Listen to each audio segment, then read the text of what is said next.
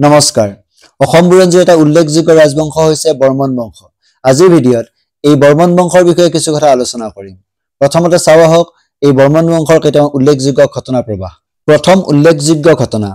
350 খ্ৰীষ্টাব্দত পুষ্যবৰ্মনে কামৰূপত বৰ্মন বংশ প্ৰতিষ্ঠা কৰিছিল in 350 AD Pushyavarman established the Bormon dynasty in Kamrupa দ্বিতীয় উল্লেখযোগ্য ঘটনা হ'ল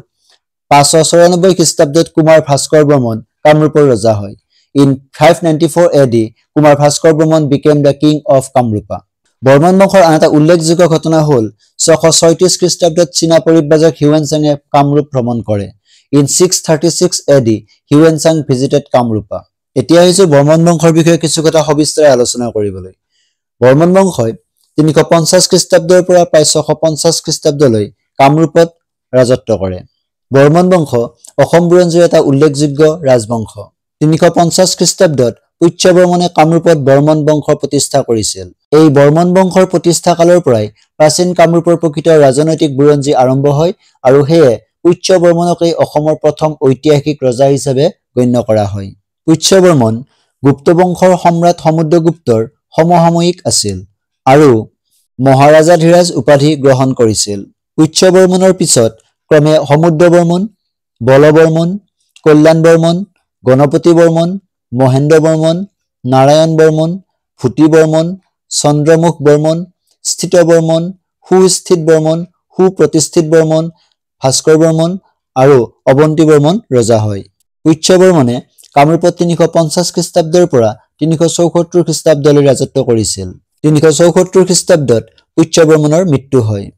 পুষ্যবৰ্মনৰ পিছত বহুকেইজন বৰ্মন বংশীয় ৰজাই কামৰূপত ৰাজত্ব কৰিছিল এওঁলোকৰ ভিতৰত কুমাৰ ভাস্কৰ বৰ্মন বিশেষভাৱে উল্লেখযোগ্য কুমাৰ ভাস্কৰ বৰ্মন হৈছে বৰ্মন বংশৰ শ্ৰেষ্ঠ ৰজা ভাস্কৰ বৰ্মনে 594 খ্ৰীষ্টাব্দত জ্যেষ্ঠ ভাতৃ সুপ্ৰতিষ্ঠিত বৰ্মনৰ উত্তৰসূৰী হিচাপে ৰাজসিংহাসনত বহিছিল ভাস্কৰ বৰ্মন চিৰকুমাৰ আছিল আৰু হেয়ে তেওঁ কুমাৰ ভাস্কৰ বৰ্মন নামেৰে জনা যায় সিংহাসনত আৰোহণ কৰিয়েই ভাস্কৰ বৰ্মনে ভাস্কৰাব্দ নামৰ নতুন বৰ্ষৰ প্ৰচলন কৰে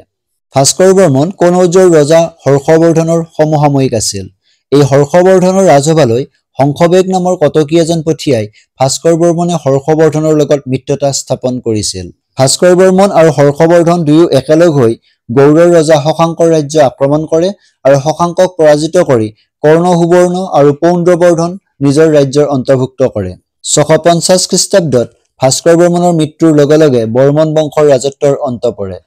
বৰ্মন বংশৰ ৰাজত্বকালৰ আন এটা উল্লেখযোগ্য ঘটনা হ'ল চীনা পৰিব্ৰাজক হিউৱেনচাঙৰ কামৰূপ ভ্ৰমণ ভাস্কৰ বৰ্মনৰ ৰাজত্বকালত 636 খ্ৰীষ্টাব্দত চীনা পৰিব্ৰাজক হিউৱেনচাং কামৰূপলৈ আহিছিল হিউৱেনচাঙে তেওঁৰ গ্ৰন্থ চি ইউকিত প্ৰাচীন কামৰূপৰ বিষয়ে এটি বহুমূলীয়া টোকা লিখি থৈ গৈছে প্ৰাচীন কামৰূপৰ বিষয়ে জানিবলৈ যিবোৰ সমল আমাৰ হাতত উপলব্ধ সেইবোৰৰ ভিতৰত চি ইউকি উল্লেখযোগ্য হিউৱেনচাঙৰ চি ইউকিত উল্লেখ থকা অনুসৰি প্ৰাচীন কামৰূপৰ পৰিধি অৰ্থাৎ বিস্তৃতি আছিল প্ৰায় 1700 মাইল আৰু ৰাজধানী প্ৰাগজ্যোতিষপুৰৰ বিস্তৃতি আছিল প্ৰায় 6 মাইল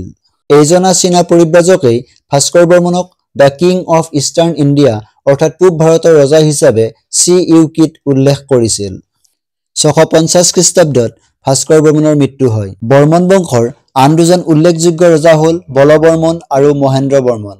সমুদ্ৰ বৰ্মনৰ মৃত্যুৰ পিছত বলবৰ্মন বৰ্মন বংশৰ সিংহাসনত অধিষ্ঠিত হয় বলবৰ্মনে তেওঁৰ কন্যা অমৃতপ্ৰভাক কাশ্মীৰৰ ৰজা মেঘবাহনলৈ বিয়া দি কাশ্মীৰৰ লগত বৈবাহিক সম্পৰ্ক স্থাপন কৰিছিল বৰ্মন বংশৰ আন এজন প্ৰভাৱশালী ৰজা হ'ল মহেন্দ্ৰ বৰ্মন তেওঁ হৈছে প্ৰাচীন কামৰূপৰ প্ৰথম ৰজা যিজনে অশ্বমেধ যজ্ঞ সম্পাদন কৰিছিল আজিৰ ভিডিঅটো ইমানতে সমাপ্ত কৰিছো পৰৱৰ্তী ভিডিঅত বৰ্মন বংশৰ পিছৰ ৰাজবংশ শালস্তম্ভ বংশৰ বিষয়ে আলোচনা কৰা হ'ব